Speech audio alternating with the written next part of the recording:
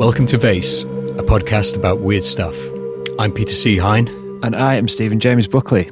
And tonight we are incredibly privileged to be joined by a musician, a drum teacher, a hypnotherapist, a cognitive behavioral therapist, author, Satanist, chaos magician, who holds workshops and lectures in association with the world famous occult bookstore Treadwell's in London. This is Mr. Mark Vincent. Good evening, gentlemen. How are you doing? Very, very well, thank you. I like the way you slipped the Satanist bit in there. We'll get to that in a while, shall we? That was to check if people were listening or not. Yeah. Well, now they are. I thought they were all separate people. Maybe they are. You'll find out. So that's a lot of hats, though. Like Buckley would say, that is a lot. I mean, that could well be sort of 12 different people. Mm-hmm. But how do you find the time for all that? That's a good question. I have a coach now to sort of stop me having what I call idea explosions. So I've always been self-employed, and kind of about 2008 sort of joined a business networking group and got into this. I have this kind of mode of working where I just think of things and I try them out and I see what works. I know that sounds suitable. So at the moment I'm meeting with a tarot reader from Treadwell's about a possible collaboration in future. So I just kind of put my tendrils out and see what happens. And it, you know, I just kind of let things reveal themselves. I thought, God, that sounds pretentious, doesn't it? But it's just how I've worked for so long. You know, the most kind of normal business thing I do is the teaching. So that's kind of the most structured. And then the rest of it, I just kind of meet with interesting people, do things like this, and kind of work comes out of it. You teach at Treadwell's as well as the magical courses, and that's where I'd met you. And a little bit of background for our listeners. You're the author of The Sigil Secret, which is where I'd first sort of come across your work. Yeah, Mark's got his copy. I've got my copy on hand as well. Oh, excellent, good. And that's a book containing, amongst other things, probably the most comprehensive and easy to follow system for arriving at the correct intention for a sigil that you want to create that I've ever read. And so I took one of your workshops at Treadwell's. It was a 2-part weekend workshop, sigils, servitors, and possession states, and it was truly excellent. I'd encourage anyone to do it because, as well as being really interesting and obviously an engaging course about the magical principles, as corny as this sound, I honestly feel like I learned a bit more about myself too, because it was kind of like a very deeply introspective and very, very proactive course, and I loved every minute of it. Are you still teaching that one now? We're running it again in the summer next year. So that was the first time I'd ever run that one. I had that concept in my head for a long time, that particular course. And what I wanted to do is have 2 days with a group of people to smash their belief systems to pieces. No, but really kind of take time. So the essence to me of occult practice and magic is getting to what you're really after, right? And so I try to work from the inside out. One of the things I get people to do is write down the ideal version of themselves. It's going to sound awfully naff, but it's I actually borrowed it from the Chimp paradox. And the surprise, I suppose, is that when you do that and you tell somebody, well, that is you, when all your animal brain is out of the way, that is you. It's already there. You are already that person. And once the kind of ripples of shock have gone through the room, then you can kind of get them to work on, okay, well, what are the 3 most important ones? Because actually everything people do in day-to-day life is trying to realize those things about themselves in some way or another.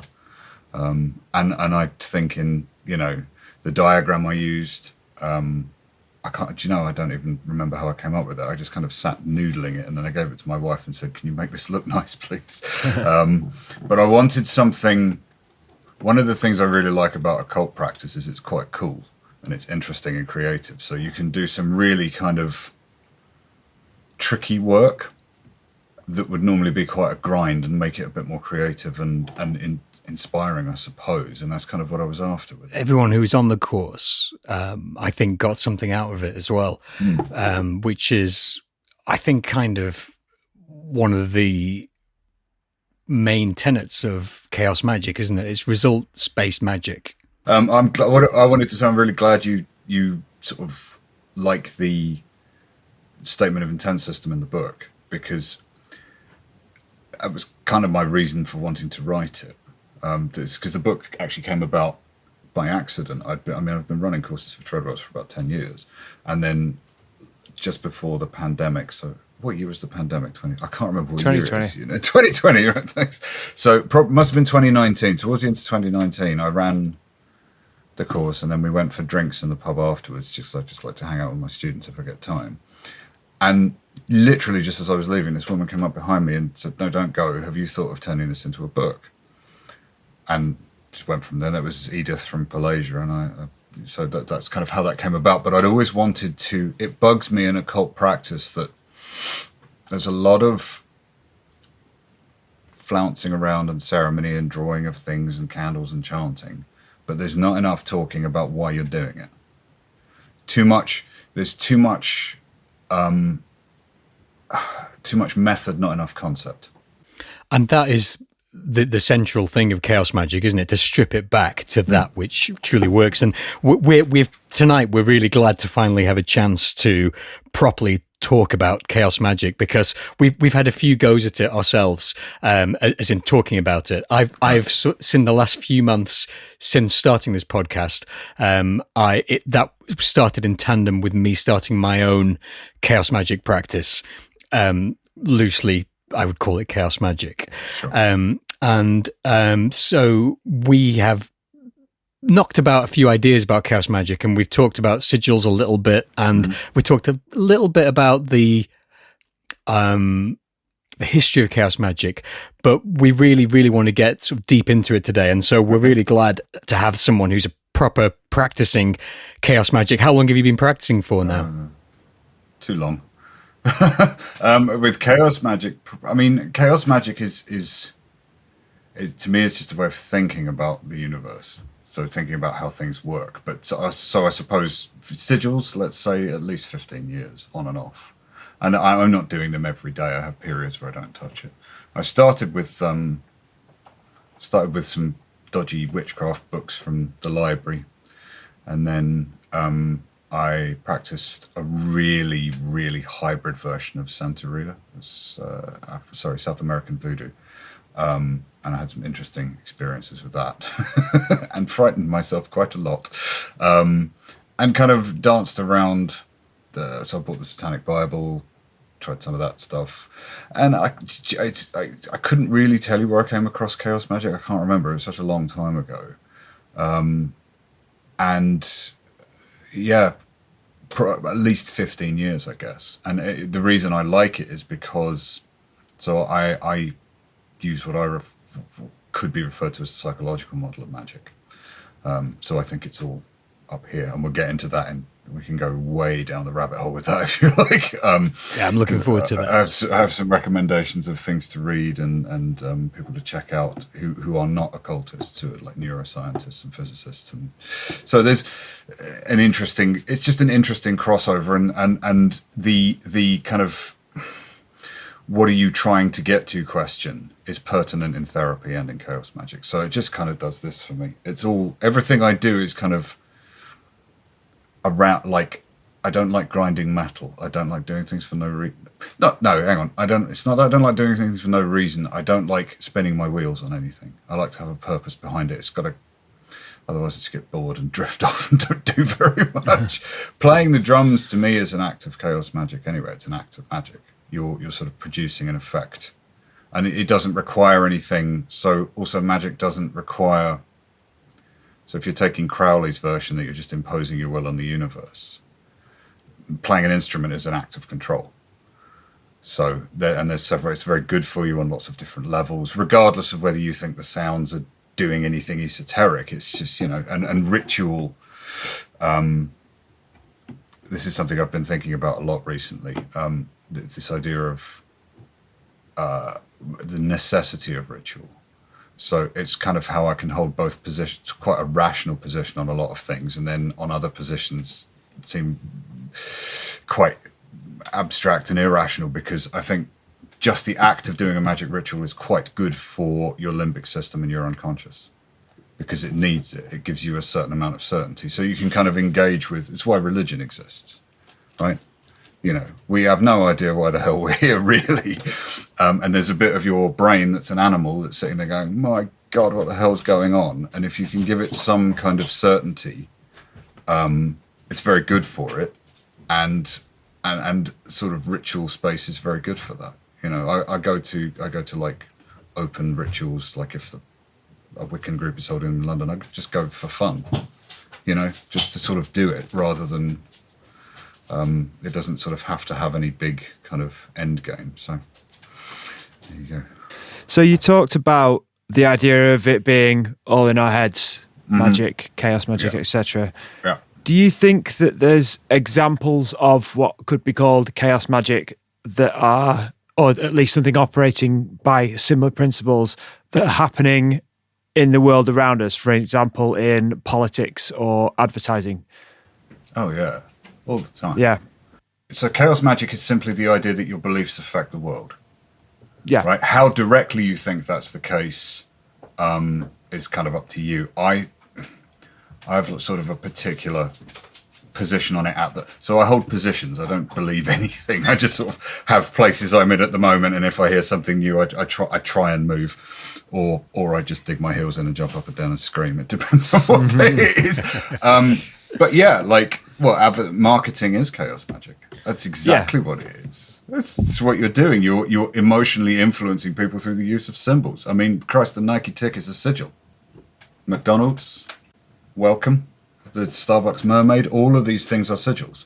And this is the thing I think that sort of can be tricky for people to get their heads around to start with, is that most of magical work is actually quite mundane. Right, and a lot of it you wouldn't necessarily call magic. It's just, I call it that because that's how I look at things. But yeah, marketing is absolutely, that's what you're doing. You are influencing people.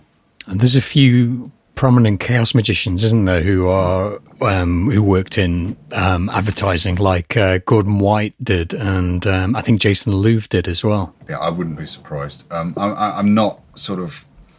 not the most well-read occultist, shall we say. I didn't even read my own book for a little while. I just kind of, I've written it, get it out there. But yeah, the symbols have an effect. And it comes back to this sort of idea of, when people are talking about magic, they want some kind of proof that something real is happening, right? So do you mind if I kind of lead you down a pathway a little bit here? Please do. Okay, cool. All right. And this is going to come off symbols, so if you want to drag me back, do so. So my biggest interest at the moment, therapeutically, is long-term persistent pain. And the reason for my interest in it is because it has because I had chronic pain myself for a couple of years, but also there is a very strong crossover with chaos magic. So one of the questions, I work with fibromyalgia patients quite a lot, right? And I don't cure fibromyalgia, so it's not a thing to be cured. And also, if anybody's listening to this, go to your doctor first before you do anything else. So pain is a belief system in your brain. That's the first thing to understand.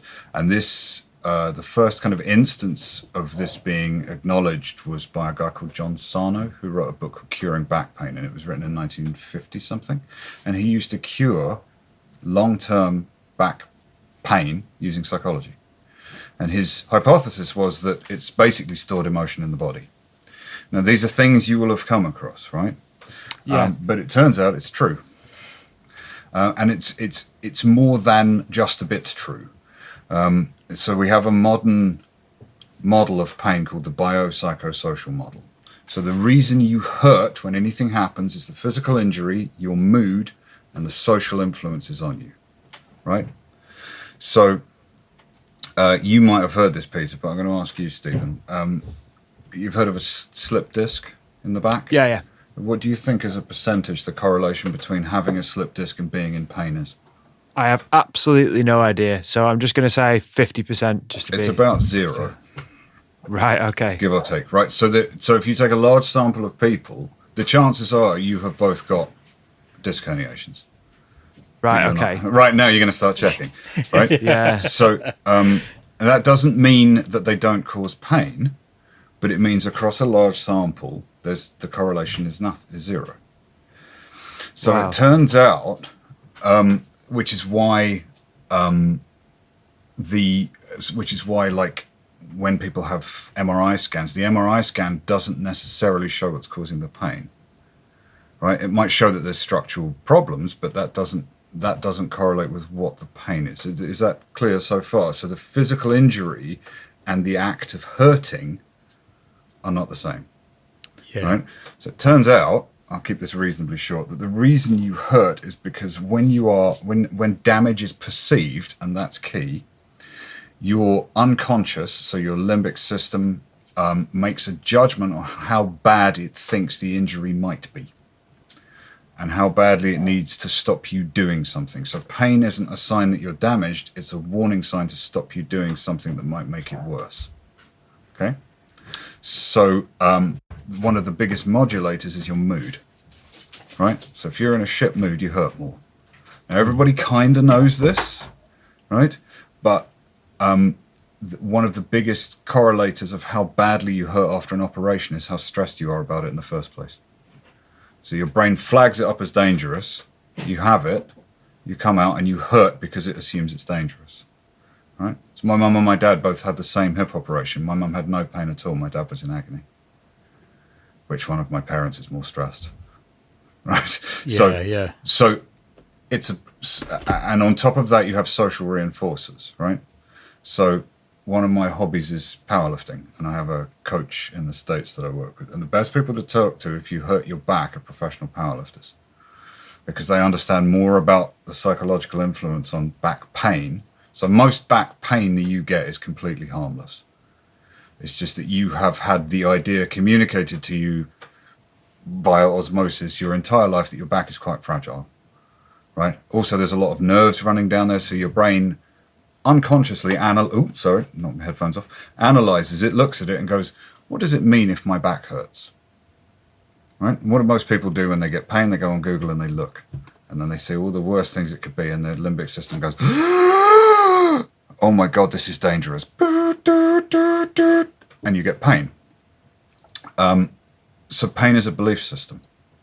And it's a complicated belief system. So whenever you hurt, you are experiencing chaos magic.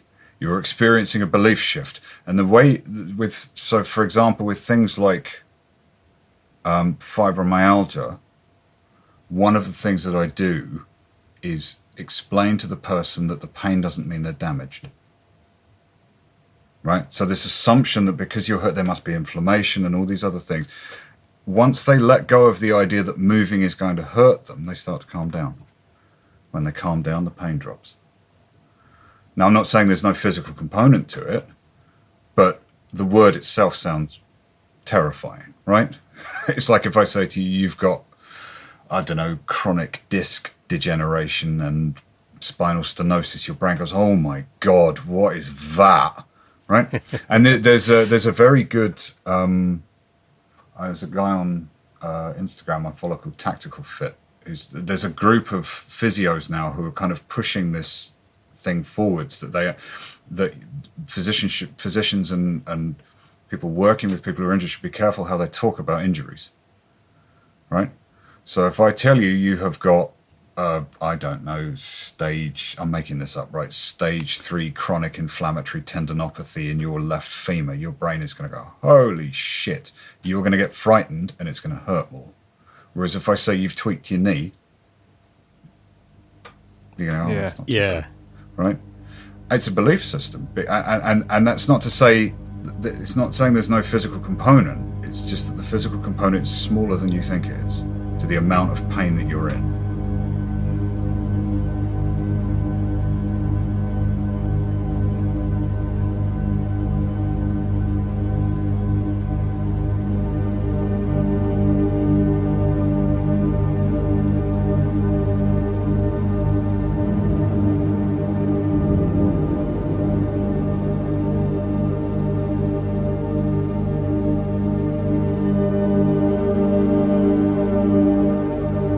when you're working with these patients who are experiencing this chronic pain, are you using? You were saying that their belief system is what is influencing, to an extent, the pain that they're feeling. It's not helping. Put it that way. Yeah.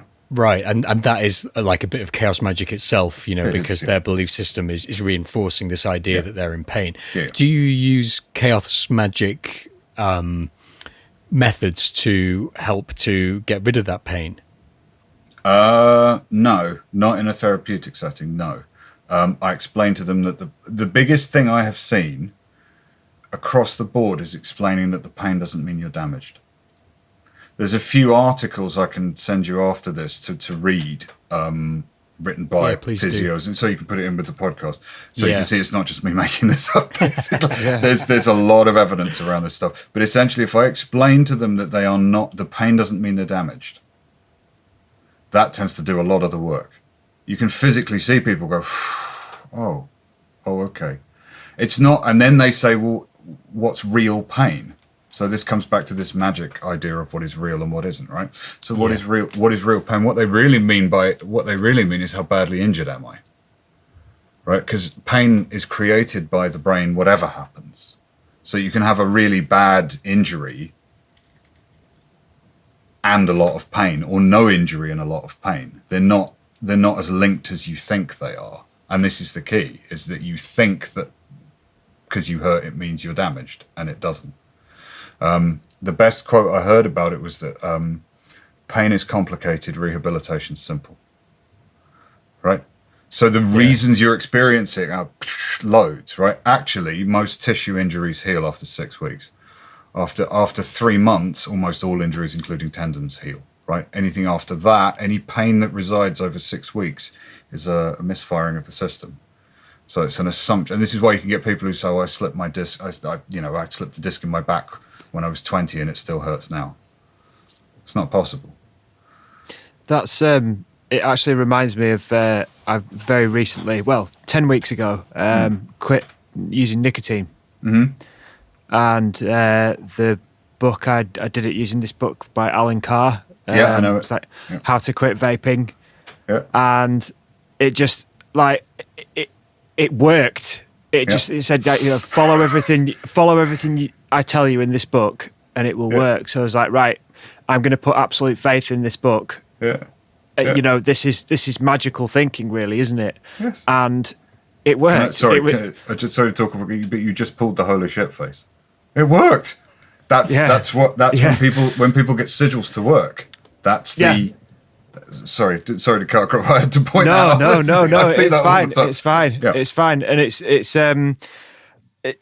I actually did it. Sorry to make this about me. No, of course. We'll go back to it, but the fact that I did it through this book, which, although it seemed to be the most kind of, should we say, basic book, it wasn't like an occult looking kind of. No. Cool looking grimoire kind of thing. It was very much just like your standard kind of self-help book, but it felt like magic. It's like it's because none of the stuff. It was sort of saying, the cravings like they only last, they go and stuff like that, and a lot of the stuff, it's just all in your mind, and you're just made to feel like it's physical because of seeing people on TV. Who really need a cigarette, or seeing people on TV who are grumpy because they've not got a cigarette, or hearing other people talk about it. It's a similar principle, I think, isn't it? It's exactly the same. So something you said there, the book told you the cravings would pass. What they've done is given you a way out. This will end. Just hang on. Yeah. Right? And that's another thing with most...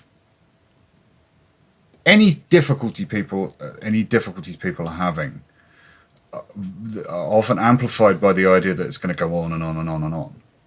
Yeah.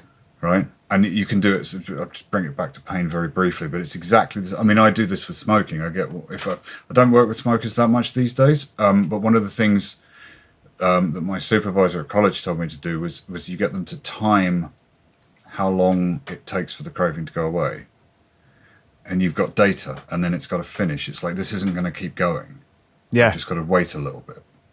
Yeah, I mean, it's a similar principle with anxiety, isn't it? Like, it is.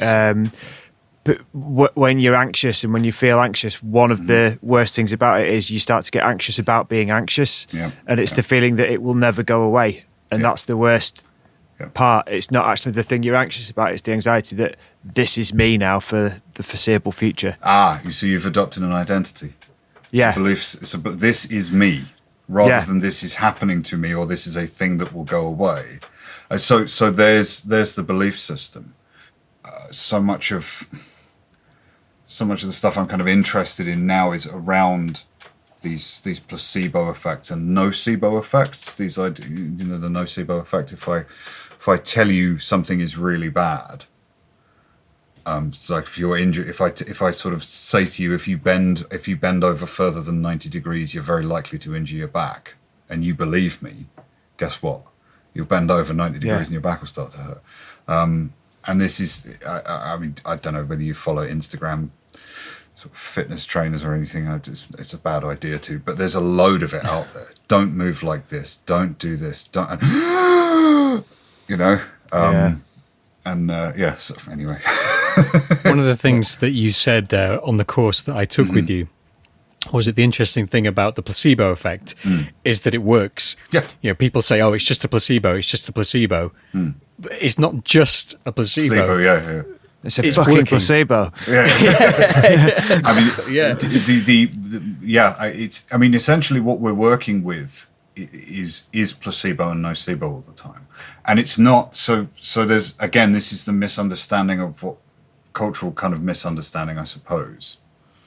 So none of this is suggesting that injuries don't happen, and if you bang your head on the wall, it's not going to hurt. What it is explaining is that the reason the pain is generated is not why you think it is, and that there are lots of other factors involved in that. Particularly, it's like I got asked by somebody a while ago, like, you know, why does my knee hurt more when I'm in bed at night? And there's a really simple answer. It's dark, and when it's dark, your mood is lower.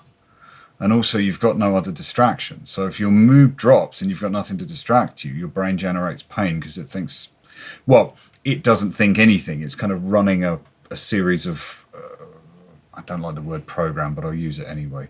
It's kind of drawing conclusions because your mood is low. And also, another question with all of that is, I always ask people, well, is there any time where you're not hurting? Oh yeah, when I'm drawing, you know, I can't feel it. Well, what does that tell you? It tells you that you're not paying attention to it.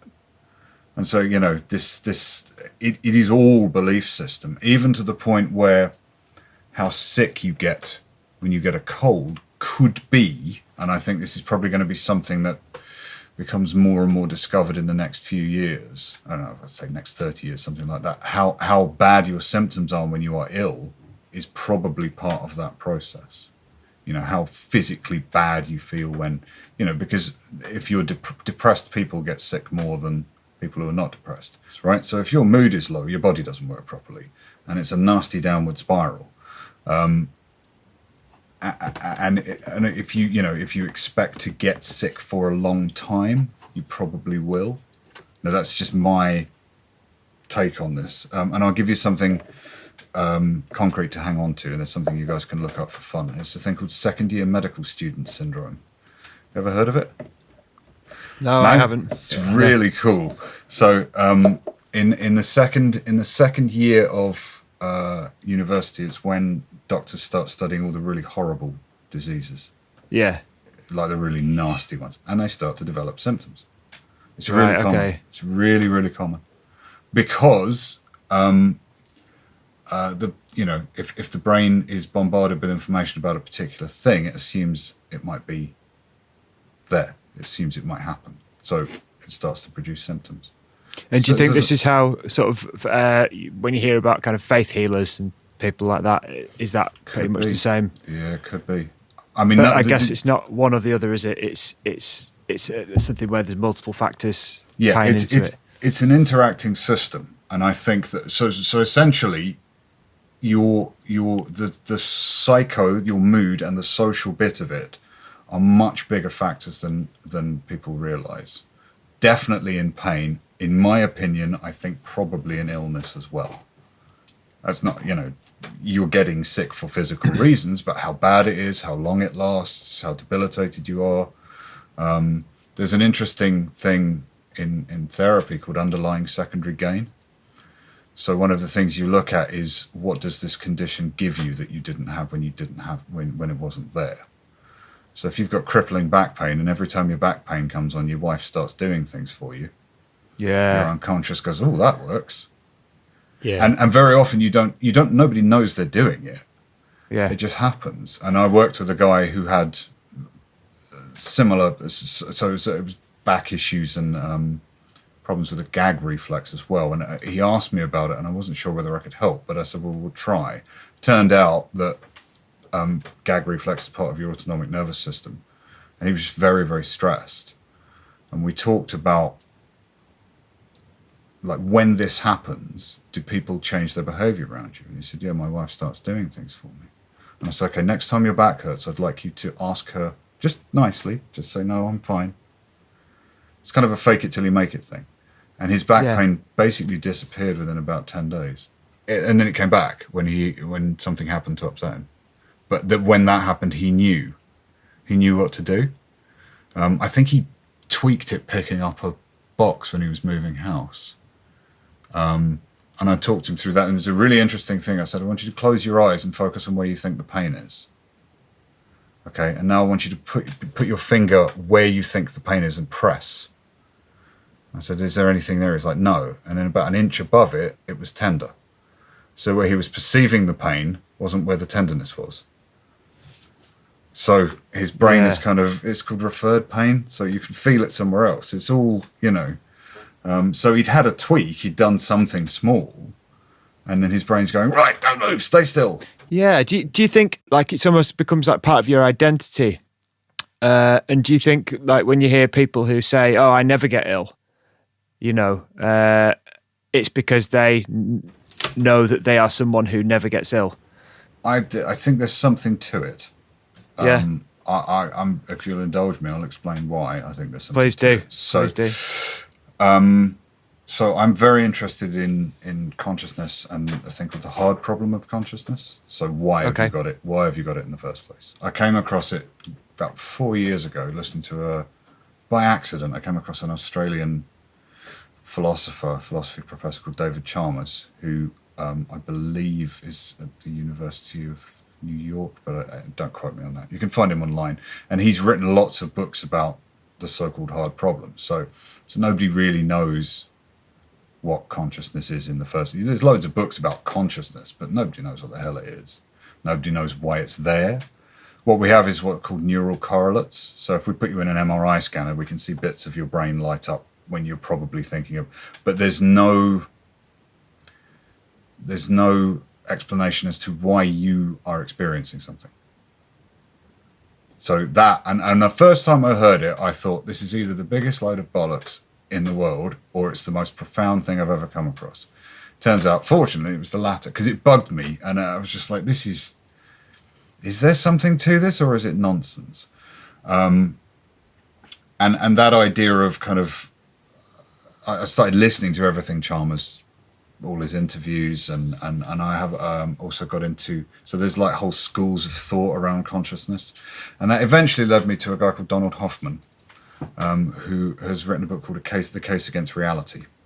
So I'm going to hopefully tie in the it's all in your mind thing and go down a massive rabbit hole here. So so Hoffman's thing is he's a neuroscientist who uses evolutionary game theory. And what he was interested in is why you perceive everything like you do. The studies he did initially came from the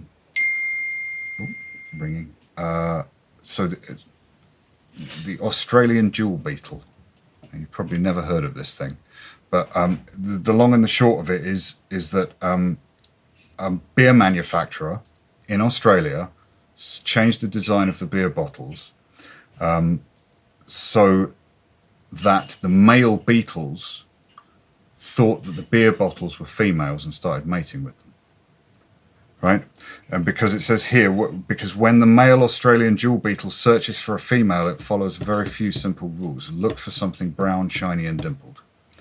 So its reality matrix, the rules by which it's seeing anything, seeing the world, obey those rules. Look for something brown, shiny, and dimpled. And the discarded beer bottles had a certain type, had those characteristics, and the species was nearly wiped out. Right? And what he discovered was that where he started was that the beetle's perception system evolved to perceive the universe in a particular way that is conducive to its survival. Yeah. Okay. You with me so far? Yeah. So that's kind of where his kind of hypothesis started. And then at his university, they designed a series of computer programs to test this using evolutionary game theory. Now, I don't know that much about the mathematics of it, but apparently evolutionary game theory can be put into mathematical expression. So they design these algorithms and they create artificial species. And what it turns out is that the artificial species who saw the world as it really was died out really quickly. And the ones who created very strong conceptual constructs didn't. So and this looks like it applies to everything, including us. So what you're seeing, it seems, is the most conducive thing to you surviving. And that is why you see everything like you do. So to take it from that, so that in itself, your mind is creating a construct. Take that one step further. There's, oh God, his name, Galen Strawson, his name is. He's a British philosopher. He's a philosophy professor, and he's got a really interesting, and I think I talked about this in the workshop. Yeah. So I got it as, having looked at consciousness and this idea of consciousness, you come across lots of different schools of thought around it. So you get illusionism, which is guys like Dan Dennett, who think that it's all an illusion anyway. I don't think that can be true, because if it's an illusion, who's looking? And if the observer is a construct of the brain, there's still an observer. So I don't think you can get around that. You have, and kind of the one that really interested me was an idea called panpsychism, which you may have heard of. It's the idea that consciousness is a fundamental property. And I sort of, again, it was one of these things I looked at and went, oh, really? Maybe, maybe not. So most people think about consciousness as being what's called an emergent property. So if you get a complicated enough system, it will become conscious, right? So Roger Penrose, have you heard of him? He wrote a book, he wrote Brief History of Time with Stephen Hawking. Yeah. So he is currently sort of working on an idea around consciousness. His hypothesis is that consciousness is not computational, right? And basically the reason he thinks it's not computational, as far as I remember, is because the bit of your brain that has the most densely packed amount of neurons in it appears to be least involved in your conscious activity. So it doesn't seem that complexity and computation have anything to do with it, right? And it would explain why bees appear to be conscious, for example, and their brains are much simpler than ours. So, but from both sides, you've got two problems, right? So if you've got the emergent theory idea, you have what's called the decombination problem. How do you get it out from there, from in here to out there? If you're a panpsychist, you have the combination problem. How does it get out there into here? And so following Hoffman's work, I can't remember the interview I listened to him, but he actually sort of gave me a conclusion to it. So Galen Strawson says that everything is physical. I think everything's physical. And when you get down to subatomic levels, what have you actually got there? If you ask a physicist to describe a particle without using numbers, what are they going to tell you? Have you ever done that? I have. They're clouds of probability. Right. Yeah. Right? So what you're looking at is clouds of so it's a diffusion. The stuff you learn in school isn't right. It's a particle's a diffusion. It's not a thing. That's the really hard bit to get your head around. It's not a thing. It's a cloud of probability with a lot of space in it. So what are you actually looking at when you sort of, touch something? The reason I can't put my finger through the phone is because the forces repel each other. The phone is mostly space. So why do I look at it like I do? So Strawson basically follows that with, well, the particles are consciousness. So everything is consciousness. So there's no separating the two. That sounds almost like a kind of science-based animism, almost. The idea that everything, your phone has a spirit, a rock has a spirit, a tree has a spirit, but instead of spirit here, we're using the term consciousness. Yes and no, because that's a dualistic position, and panpsychism, like the phone doesn't have consciousness in it. The phone is consciousness. So everything around you, including you, is part of this. Including you, is part of this one sort of varying cloud of probability. Yep. Wow. And Hoffman's, now again, this is just right. So this is unprovable. It just makes sense to me at the moment, right? And I think it's it's a cool idea, and it kind of knits a lot of things together. And if you ask me again in 2 years, I might change my mind. But at the moment, this kind of hangs together nicely. And I listened to an interview with Hoffman where he was talking about these experiments and like why you see everything like you do. And then they sort of pushed him a little bit about what he thought was actually happening, where he thought the conclusion was. And he's now started to work. I think he might have completed the first paper on it. So he's working on a mathematical proof of consciousness, but he's working backwards. He's assuming that consciousness is everywhere. And he's got to work it back and make it fit with physics. So this is really quite out there stuff, but these aren't like drug taking hippies saying this. These are like top level. Yeah. Now, I'm not saying it's right, but and there's a lot of people looking at that. And in his thing, I'll try and describe it basically, is that what you have is an interacting system of consciousness. Your mind, when you take in information, that alters your brain, which changes your thoughts, which alters what's going on outside because it changes your behavior. So it's this constant feedback loop. There is no, I'm going to sound like a massive hippie now. There is no separateness. Yeah. Yeah. And that, to me, really neatly explains, without the need for any MacGuffins or workarounds or faith or anything like that, pretty much everything, I think. So that's kind of why I've landed there, and it's sort of how I can work with spirits in an occult context. I don't need the spirit to be a real separate thing. I just need to believe it hard enough, because it's an interacting feedback system and the universe will respond accordingly.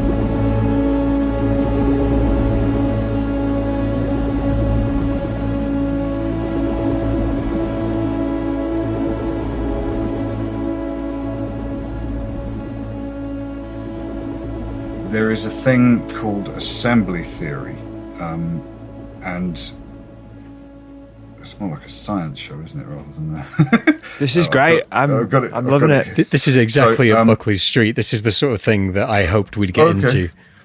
Cool. So assembly theory was, who's it developed by? It was developed by Leroy Cronin, who's a professor of mathematics at Glasgow University, and Sarah Imari Walker, who's a physicist in Arizona State. And it's basically designed to, it attempts to identify extraterrestrial life, right, by assigning complexity algorithms to things. Now, the thing I'm going to suggest you listen to, do you know Lex Fridman? You heard of him? Heard of, yeah. Yeah, right, they do an interview with him. It's 3.5 hours. Go and listen to it. It'll blow your brains out, because the conclusions that they were drawing are astounding.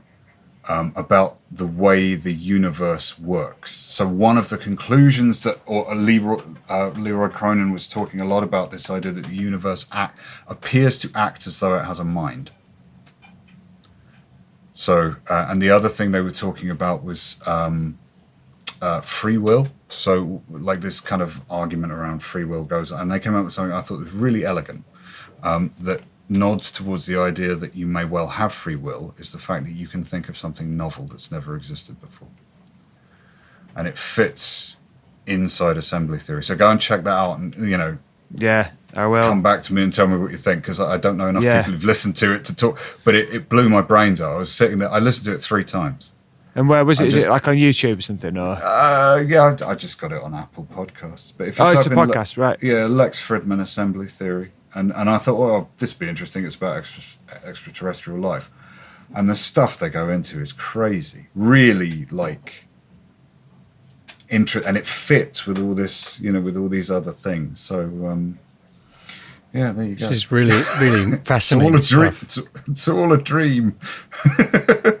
How do you think that fits with like simulation theory? Because that sounds very similar to that as well, in a way, doesn't it? And do you think that's just like us interpreting that as simulation because that's the kind of height of our technology at the moment? So we can't think beyond the idea of something being a simulation, but. David Chalmers does a lot of work on simulation theory, and if you're into this, you love it. So one of the things that he talks about that I found very interesting was this idea. So it's the matrix idea, right? That if this is a simulation, it's not real. And so what he says is that's not true. It's just a different type of real. Instead of particles and electrons, you've got digital information and binary that you're interpreting. So what's the difference? There's one, I meant to say this earlier, there's a really good metaphor to explain Hoffman's kind of underlying idea, I suppose. So like when you use a computer like we're doing now, you're not seeing what's really happening in the computer. No. Right. You're seeing an interpretation from the screen that's taken into your brain and translated into something you can understand. Right.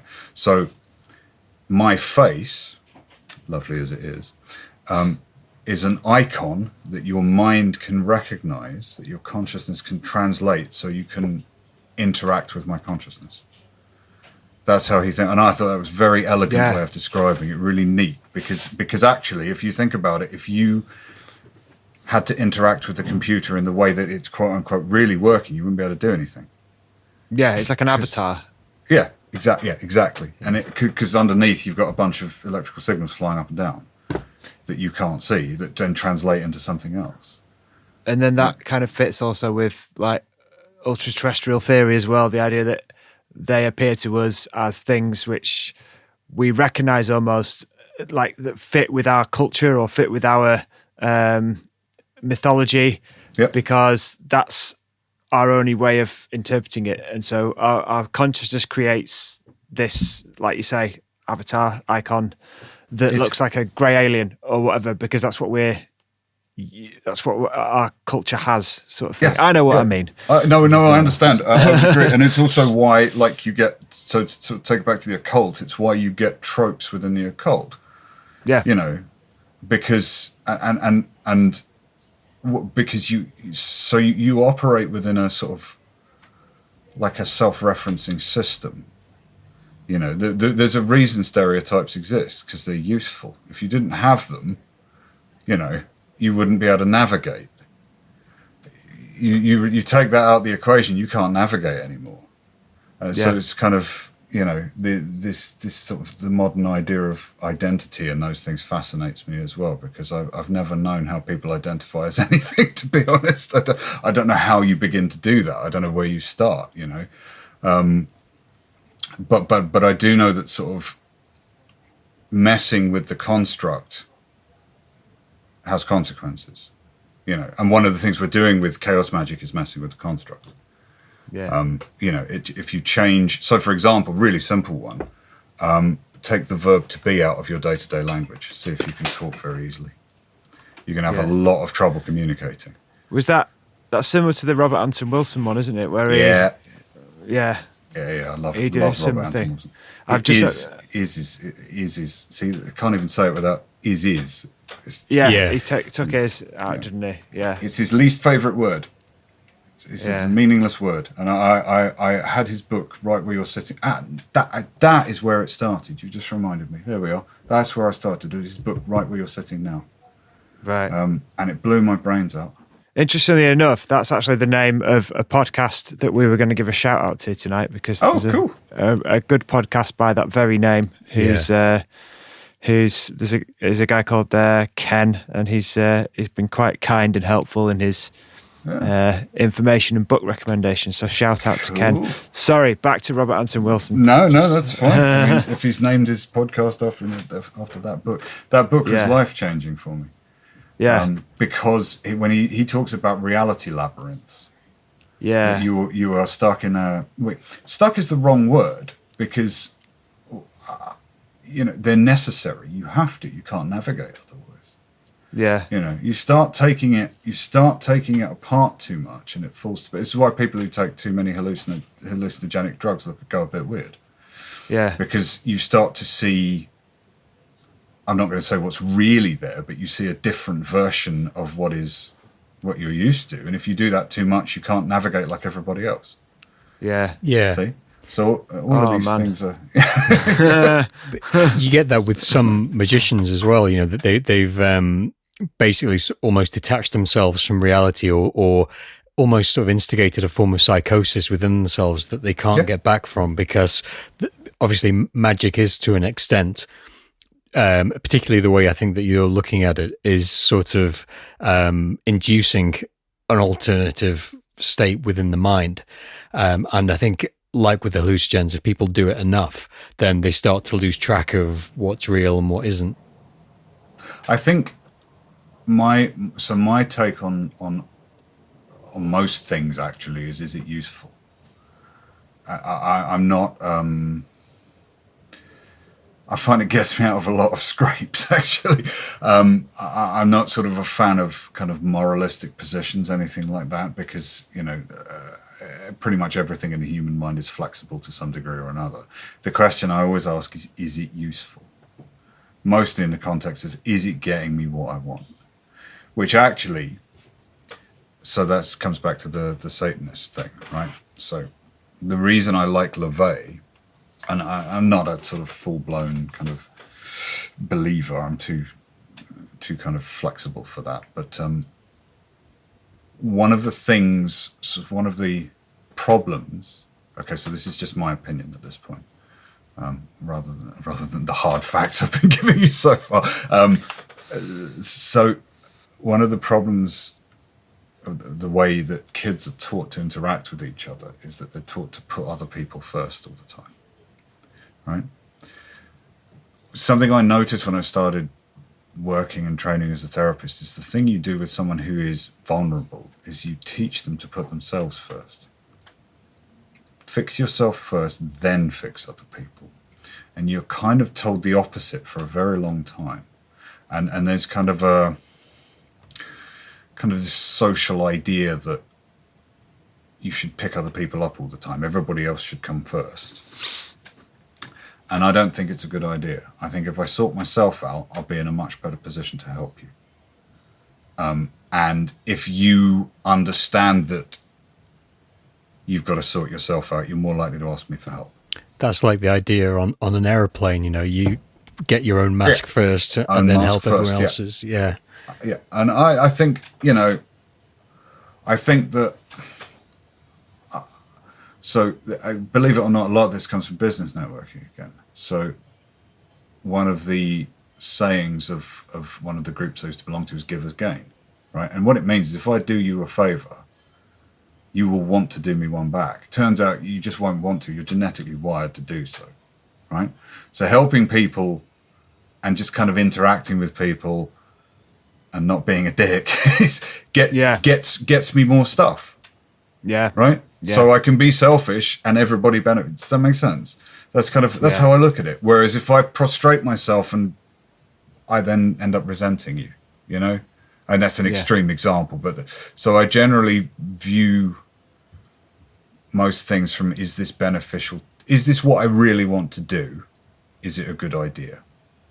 And I proceed from there, because then that's why I have a coach. My coach's entire job is to take my mess of ideas. I have lists of stuff, and he helps me prioritize them.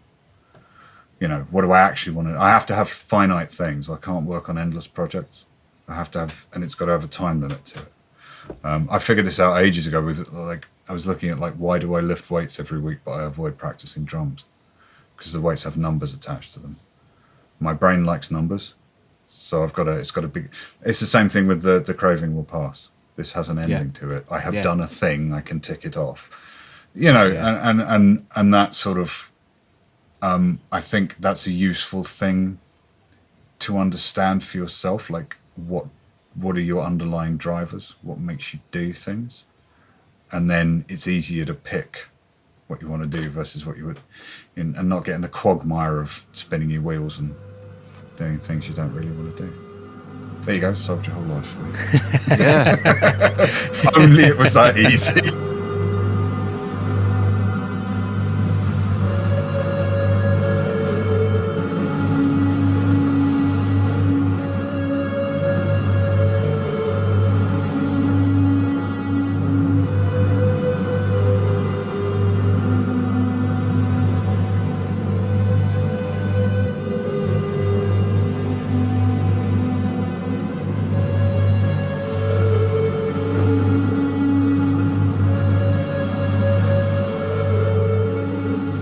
I love what you've talked about. It reflects, obviously you've got the science and the philosophy that's been in there, but also neuro-linguistic programming, cognitive behavioral therapy. Some of this is reflected in that. What I noticed when I was taking your course is that you seem to almost unify all this into your magical practice in a way. Can you speak to that at all? Well, yes, but it might not make sense. So one of the reasons, so the coach I'm working with at the moment, I'm a big believer in coaching, in case you hadn't guessed at this point, but the guy I worked with, his name is Andrew Horder, and his company's called Joyful Genius, which sounds incredibly naff, but he's very, very good, but he's brilliant. He's really, really good. His whole thing is figuring out what your underlying driver is. And I did a workshop with him a long, long time ago because I was a bit lost. I didn't really know what I was doing. And what you had to do in the work, so it's a business thing, but it's all the same anyway. You had to take along 4 testimonials that someone else had said about you. And then you had to write down in the workshop what you thought you brought to the table. And then you put them in 2 columns and you join the dots. And it turns out that the universal thing that I'm good at is making difficult things look easy. Mastery through simplicity. That's my mantra, right? So what I try and do is show you how you can get there and how easy it is and what's distracting you. And that goes through every single thing I do. And this is, it's why I work with the guy again and again and again, because suddenly that was a big moment. It was like, shit, that's what I do, isn't it? That is what I do all the time. When I'm teaching chaos magic, what I'm hoping is that people come out and they get it. And they get something about it that can go away with. Right? That you can, even if you just know how to make a sigil or you understand, I think the most important bit is understanding what you want underneath. When you're playing drums, the first question I ask is, who do you want to be like? Who do you want to play like? So it gives you a target. You've got a thing to aim at all the time. And it makes these impossible sounding things feel easy. If they feel easy, guess what? It's changing belief systems all the time. And that's kind of how it ties in. And it's the same thing in therapy. We're like, what am I doing? I'm trying to take these very tricky, stressful, difficult problems and boil them down to something simple. So you've got a way out. All I've got to do is open the door and show, look, you just got to go that way. I don't want to open the door. I want to show you where it is and you go and open it. I talk about this in the. Do you remember the mammoth in the mammoth in the pen? Right. So if the mammoth, I should probably explain what the mammoth is before I go on. Yeah. So in the Sigil Secret, the model I use is a rider and a mammoth. So the rider is your frontal lobe, the person you consider yourself, the rational, logical, planning bit of you. Behind that is your mammoth. So you're riding on top of this giant ancient elephant, and that's your limbic system. So in Steve Peters' book, The Chimp Paradox, it's the chimp and the human. The reason I used the mammoth is because I wanted to convey the massive power of the unconscious and the fact that it's taking you for a ride most of the time. So when the mammoth panics, a lot of the time what happens is the rider punishes the mammoth for panicking. And a metaphorical way of thinking of it is if you've got the mammoth penned in to like a giant enclosure and it's stressed and panicking, one of the best things you can do is just open the gate and move out of the way. You just got to let it run. So in a day-to-day situation, if somebody has like panic attacks, and they have panic attacks in particular situations, like they get on a bus, it's quite a common one actually, public transport, because there's loads of people. One of the things I say to them is, well, okay, I teach them panic breathing so they can control it. And then I say, well, look, what are you going to do if you start to have a panic attack and it gets a bit much? Oh, I don't know. Okay, get off the bus. And most of the time, they haven't thought about it. So busy fixating on how bad the panic attack's going to be, they haven't thought of the simple solution. And that's nothing to do with intelligence, right? When the mammoth is panicking, it takes over. And all I've done is given them permission to open the pen. Get off the bus, just get out of the situation. You don't have to be there. And a lot of times people will do that and they'll come back and go, oh yeah, no, I got off. And then I got on again and it was all right. And then the next time they don't need to get off because they know they can. And so it's a belief system again. I can get out of this if I want to, and then it calms down. Talking about the mammoth and the rider and the sigil secret. When people used to ask me, that they used to say that they wanted to start practicing magic straight away. If they really had to start practicing magic that second, I used to suggest to them Pop Magic by Grant Morrison. In which he sets out a fairly simple system of sigilization.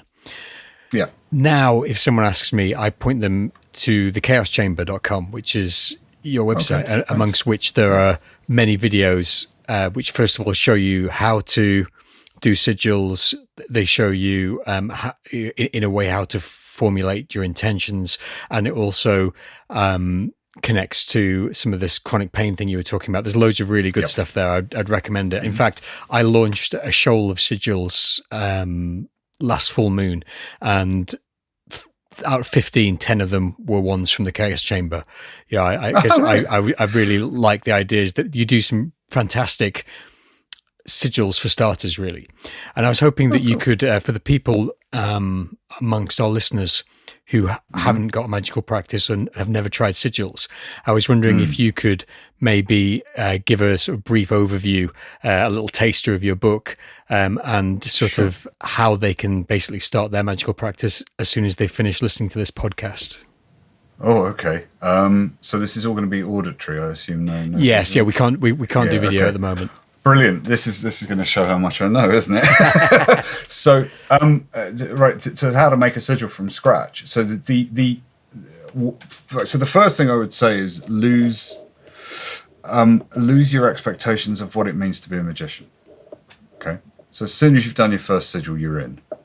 There's no levels. There's no, unless you join an organized religious group, this is all. Everything's up for grabs. So to make a sigil is actually really simple.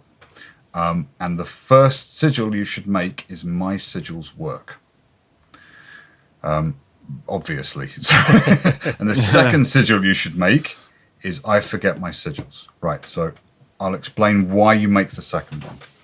What the sigil does is it allows you a way of giving an instruction or a strong suggestion to your unconscious. Right. So the idea behind them, as I understand it, is that your unconscious, your limbic system, the mammoth, is the bit that does the magic. Right. So it's the bit that's kind of controlling your behaviors in your environment underneath. It doesn't read or write. It can't understand words. It works purely in emotion. So, but it does understand symbols. It's why it responds to things like advertising, right? You have emotional responses to imagery.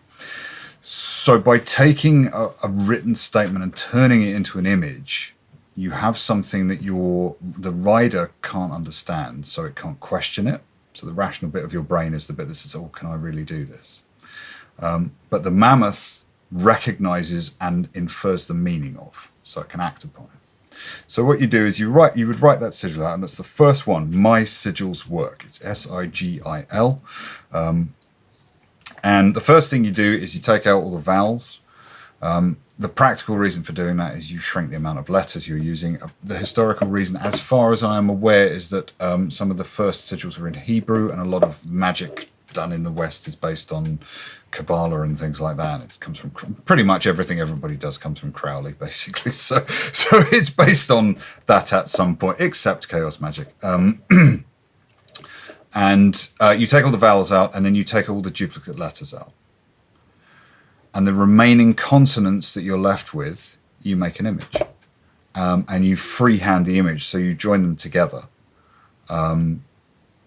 It's best if you go to the Chaos Chamber and just watch one of my videos are really short. Just watch one of them. Yeah, we'll link to those in the show notes. Yeah. And when you have that sigil, you then charge it. Now, I'm assuming this isn't a show for kids, so I'm going to explain the simplest charging method. And you you can tell charge away. Chaos magic was invented by men, because what you do is you bring yourself to orgasm while you're staring at the sigil. Same for men and women. The idea being, the logic behind it is that when you are in an orgasmic state, you cannot think. And so the rider is off somewhere having fun, and the sigil goes straight through into the mammoth. And the mammoth acts upon it. And you then take the sigil and destroy it. I usually burn them. You don't throw it in the bin. So you want to destroy it in an appropriate fashion. Right, so do something fancy. Put it in some running water. Don't just chuck it away, or keep it on you. But normally you want to destroy it, and you want to then not think about the outcome. Now, here's the thing. It's not such a problem with my sigils work, because it's the only one you've done, so you won't know till you do some more. And when you do the second sigil, I forget my sigils. That will help with that process. So they're the first two I would do, and that's hopefully that's a reasonably clear explanation of how to do it. And then I just wanted to tell you something really quickly on the videos on my website. I don't. The most popular one is how to win the lottery using sigil magic. Somebody asked me I did a video about something else, and they said, "Oh, can you do one about winning the lottery?" I'm like, "Yeah, sure." And the answer is basically don't bother. Like it won't work, because you're nudging probability all the time. That's all you're doing, right? So even and Peter Carroll talks about this in Liber Chaos. It's slightly more sort of complex terms, but so even if you nudge probability teeny little bit, it's probably not, the odds against you winning the lottery are so enormous that even if the sigil works, it won't make any difference. So another way I sort of explain this is you're a magician, you're not performing miracles. It's different. Magic is the act of nudging. You're just bumping things, you're lining the dominoes up slowly. And also it tends to have more of an effect if you remember that and do small things. So if you want to try financial magic, pennies on the ground. That's a good one to start with. I've watched quite a few of your videos on your YouTube, and you seem to keep your the intentions that you write down to turn into sigils. You seem to keep them very brief. Yeah. So obviously that kind of leads to a more focused idea, I'm assuming. Mm-hmm. But my worry would be if I did something like that. So say if this doesn't really apply to me, but say if someone did a sigil, I lose weight because they wanted to lose weight. Yep. What's to say that they wouldn't get horribly ill? You're going with this, yeah. You know, and it's like, is there what's your take on that? What do you think? Okay, so The short version is, if you think that's going to happen, it probably will. Okay. Right. So, but there's some ways around it, right? Interestingly enough, I had a mate of mine who uses a lot of goetic magic. It's like demon summoning. And so to me, it's all the same thing, right? Because you use a sigil to summon a demon, blah, blah, blah. And he said every time he used the Goetia, he'd get what he wanted, but there would be horrible unintended consequences around it. And I think in my model, that's the belief system around what the Goetia really means. You see? Whereas if he was using angels to do it, that probably wouldn't happen. In the most appropriate way for me is a really good catch-all statement. Right? I lose weight in the most appropriate way for me. So if, I lose weight in the safest way for me, I mean, you've got to think of, but some version of that. I lose weight in the way that is best for me. Yeah, there's in your book, I think you use quite a lot, which I've started using, is in the way that I need to. There you go. Yeah. Okay, that one. It's some variation of that. And also, if you don't know, I receive that which I need the most right now. That's actually a hypnosis suggestion. Like if you're doing with just a general kind of working with anxiety, or like your unconscious will tell you the thing you need to know the most right now. Because my whole thing is it knows better than you. You're just an annoying interference most of the time that just gets in the way. It already knows what it's going to do. It knows how to do it. It needs your help sometimes. The rider is there for planning and sort of rational laying out of things, but execution of things, you just, we get in the way.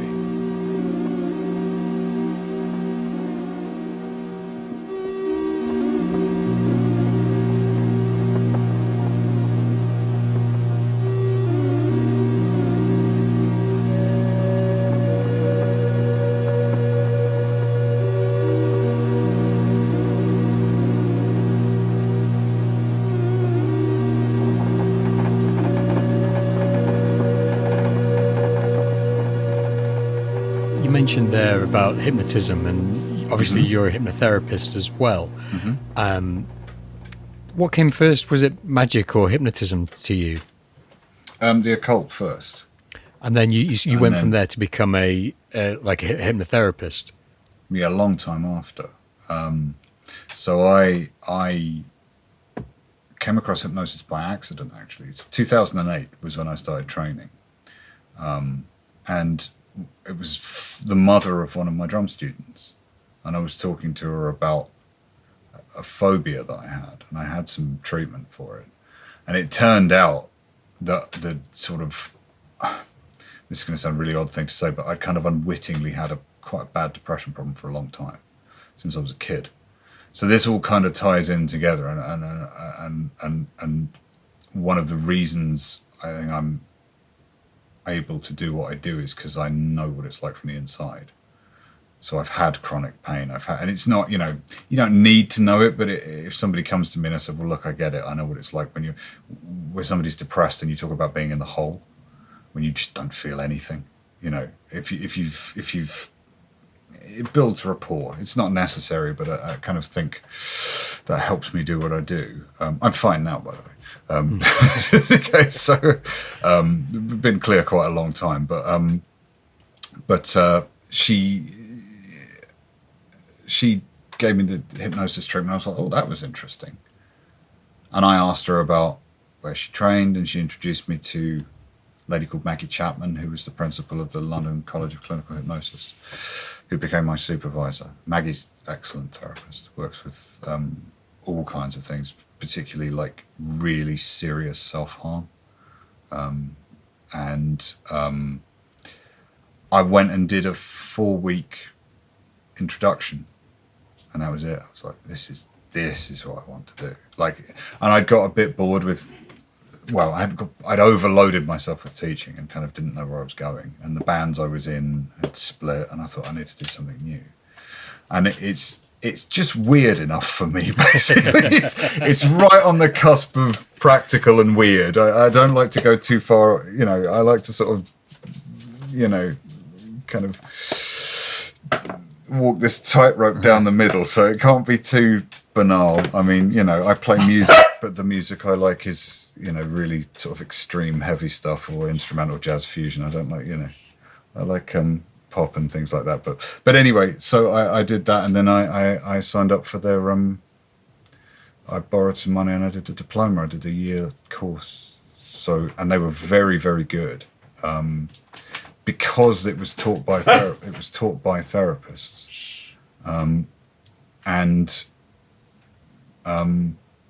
yeah, like best thing, second best thing I ever did, but first best thing was leaving UCL and going to music school, and then actually, do you know what? That's twice I've gone to private institutions to learn what I wanted to do, and twice it's been the best decision I've ever made. You know, and I kind of looked at.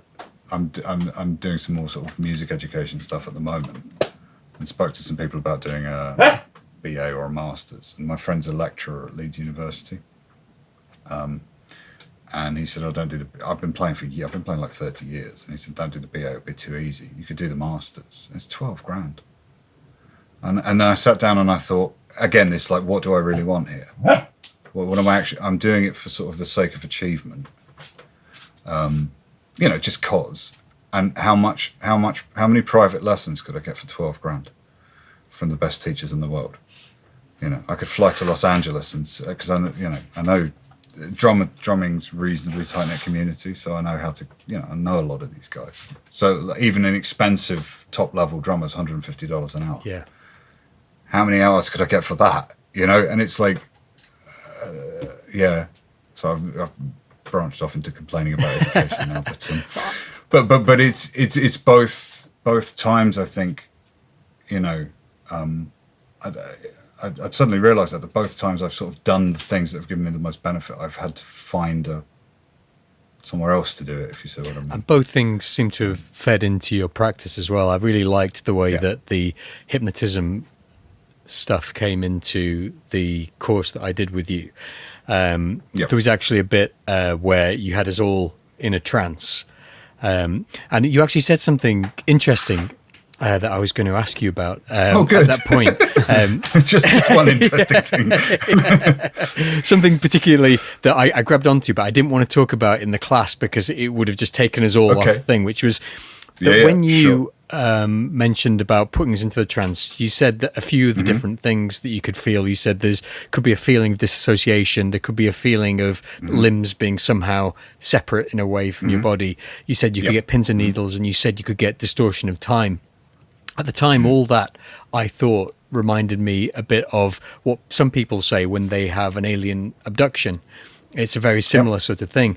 And then I started to think about other phenomena that was connected, like the steady rhythmic drumming in shamanic journeying or spirit dance, or the concentration on the rhythmic breathing in meditation, or the long and repetitive litanies and incantations from ritual magic, and even the structure and the forced sitting, standing, joined prayer and singing within the Catholic Mass, for example, all indicated to me something similar, you know, this perhaps a form of self-hypnosis or group hypnosis as an efficient form of information transfer or a convenient way of accessing other forms of consciousness. And that made me think maybe, and it's not an original thought of mine, I've read it in other places, and I've heard on the Willow Truman and Sequoia Kennedy on the Nonsense Bazaar have been talking about something similar. But maybe hypnotism or self-hypnosis or induced trance is more common to all of these occult phenomena, or some sort of unifying factor between them all in a way that a lot of people don't realize. Yeah. Did I talk? I didn't talk about this on the. No, I don't think so. No.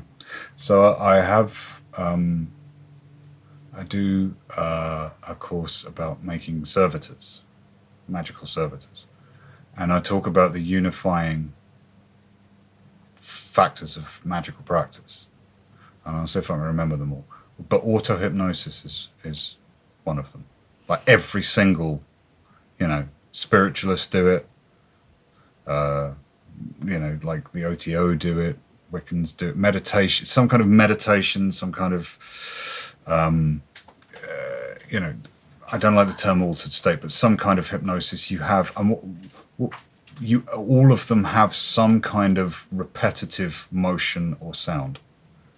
There is a strong kind of cross connection between all of these things, and they all come back to the same thing. That what you're doing is things that either calm the mammoth or put the rider to sleep so the mammoth can come forth. Basically, that's kind of the connecting threads between all of them. Like all magic practice is basically the same thing, including Catholic mass, funerals, and animals do it as well. Crows have funerals. So, this is not a human thing. There's something about it. And again, this ties really neatly back actually to where we kind of opened up as it goes, because one of the sort of paradoxes that people have mentioned about how I work is I work with spirits, but I don't necessarily believe in them. Yeah. Right? But I accept that a bit of my brain probably does. Right? Because I use the two systems model, and I'm cool with that. Like, there's an irrational bit of my brain that thinks that there's fairies at the bottom of the garden, and I'm quite happy to engage that. And so that's sort of how you can hold, a dualistic position on it. It's and that's chaos magic, isn't it? Adopt the belief system that will serve you best at the time. Yeah. Does it work? It's one of the things that I was talking to you a little bit about when I did the course, and I wanted to get a little bit more into before we finished tonight. Okay. Is you mentioned that you do spirit work, and you mentioned that sort of paradox that you believe in this physical model, but a lot of the magic that you do, or some of the magic that you do, involves spirit work. And I actually watched a full talk that you did recently with a medium, where you compared notes on spirits, but. You don't have to fit it into any particular model or anything like that. I mean, I'm not sort of trying to catch you out at all. I'd just like to get your take on what spirits are and how you use them. Okay. So right, I can give you two answers. So one of the answers is I don't care what they are as long as I get the result. Right, that's the short one. Okay. So if I do a ritual and it gets me the thing, I don't care why the thing is there. So that's answer one. Answer two. So the consciousness model I was talking about earlier, that idea, in my way of thinking, allows for, so they don't need to be an externality. I just need to believe that they are there hard enough, and they will be. It's why people see ghosts at night in graveyards, that sort of thing. So. Because, as you probably guessed, my version of kind of what is real and what isn't has become somewhat... That makes me sound ill, doesn't it? My version of what is real is blurred somewhat. I'm deep in that hole myself. Yeah. So my kind of position on reality, quote unquote, is somewhat different. My wife actually says the more you sort of look into the science side of it, the more woo you become. It's true, because there's a lot of crossover. So I don't think, right, so I can allow for the existence of such a thing without needing it to be separate to anything physical. So they would be conscious things without a body, I suppose. But I don't discount. I don't see that. So if this is consciousness, I don't discount that there could be like discrete pockets of consciousness that don't need physical interfaces. There you go, something like that. Cool. That's clever, isn't it? Or is it? I don't know.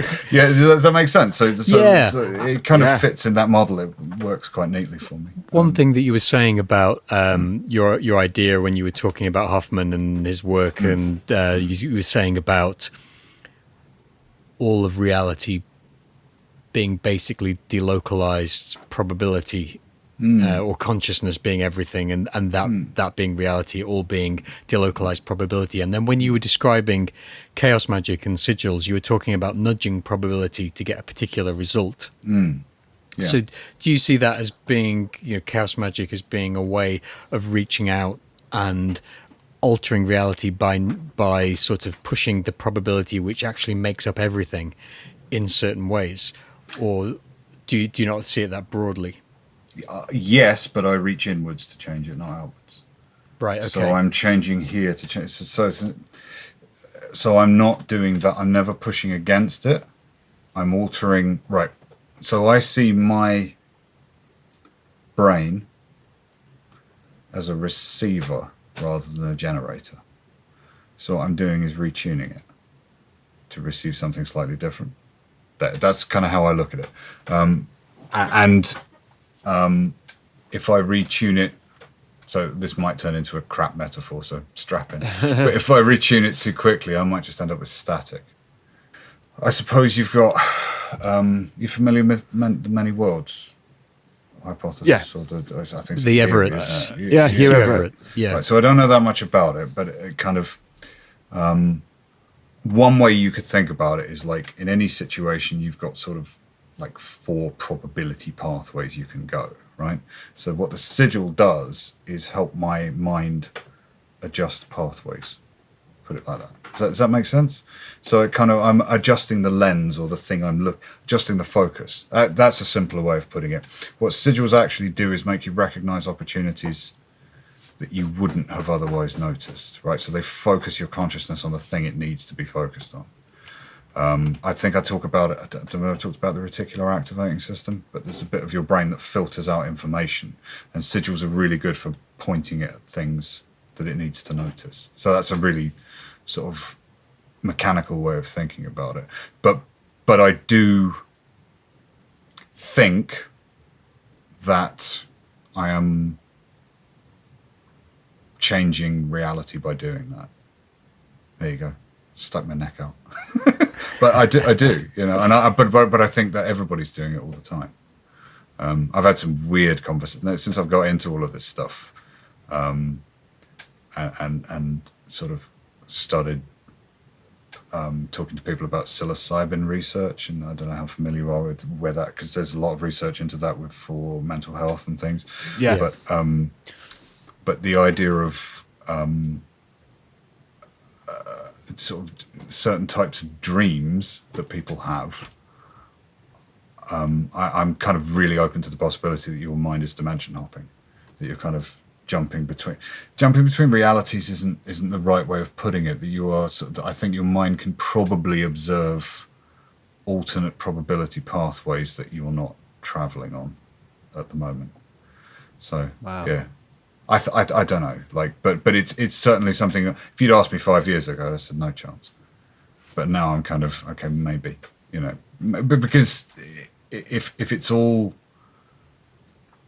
consciousness and many worlds is the right one, which I mean I'm not that familiar with it, but that would kind of hang together as well. So I just spend my entire life looking for ideas that kind of hang together and just go with them, you know. So. Oh, that's really, really interesting, because that's something also that Alan Greenfield was talking about, wasn't it? He said quantum physics is insane, I think was his... It doesn't make sense. Yeah. I think that our brains... So I think we will understand it, but not yet. And one of the things... Sorry, this goes back to something else. One of the things Hoffman was talking about I can't remember what the interview was, but he talked about illness.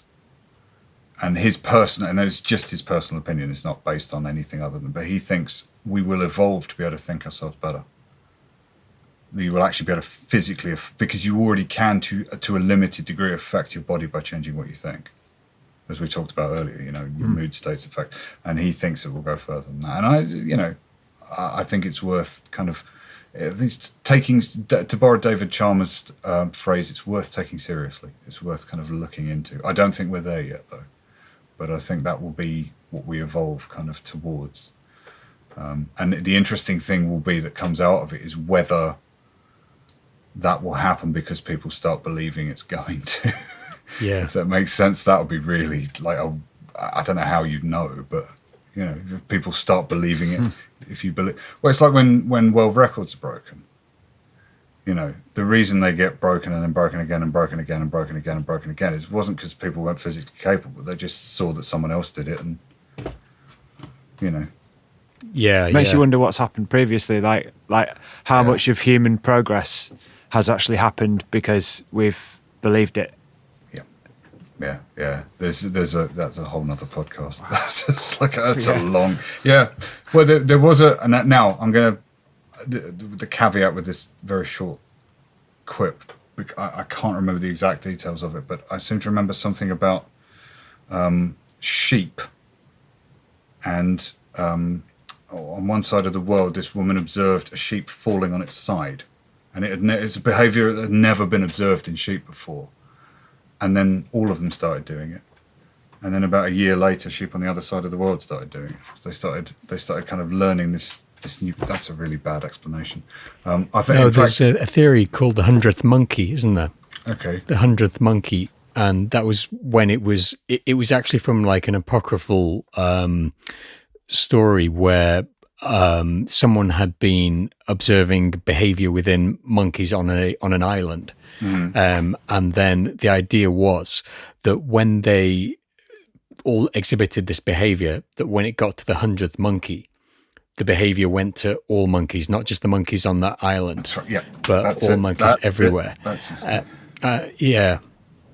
So that's kind of it's the fucking placebo effect. Well, it's weird, is what it is. And there's another one that I've just remembered. It's probably better, slightly. You've rescued my example there, but towards the end of the 1800s, there was an epidemic of fainting amongst young women, right? And it sort of disappeared over time and got replaced. So you have these kind of cultural isms that sort of manifest as physical ailments, if you like. Migraines is one of them. So this is this kind of a new phenomenon, and again, it's this idea that because you're seeing other people have it, you get it. The nocebo effect,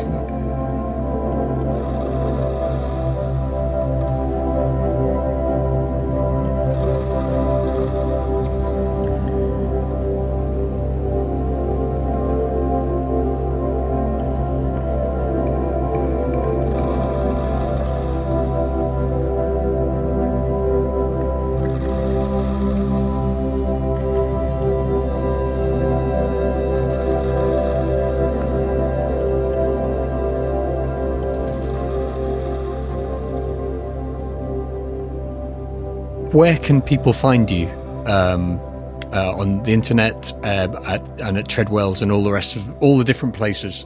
Okay, so the chaoschamber.com is my chaos magic website. And there's a website called thesigilsecret.com, which is my publisher's put together. It's got some freebie things on there and just some previews of the book. My drumming website is drumgnosis.com. Drumgnosis is hypnosis and drums put together. I'm on Instagram and Facebook, but Facebook's just a personal thing. Instagram is mostly drumming. I don't really have my YouTube channel. It's called the Chaos Chamber, so that's the only social media I do for that. So yeah, that's where I am, and I'm nowhere near Twitter, thank God. It's a war zone at the moment. It's always been a war zone. It's just poison. That's amazing. Well, thanks very, very much for joining us tonight, Mark. It's been absolutely incredible, and it's taken us in some directions that we've never been on this podcast. So that's been absolutely fantastic. It was a really good conversation, and I learned a lot. I've made a lot of notes that I can't read, so I'll just have to read the show notes when the podcast is released. I would love to come back at some point if you'll have me. So this has been really fun. So I was going to ask Mark before you go. Yeah. Do you know any good drummer jokes? Oh God. Yes, I do. Let me see if I can remember them. Would you like to tell one? Would you like to share one? Or I'd love to share. We like to lighten things up at the end. Just as like a banishing. Would you call a guy who hangs around with musicians a drummer? There you go.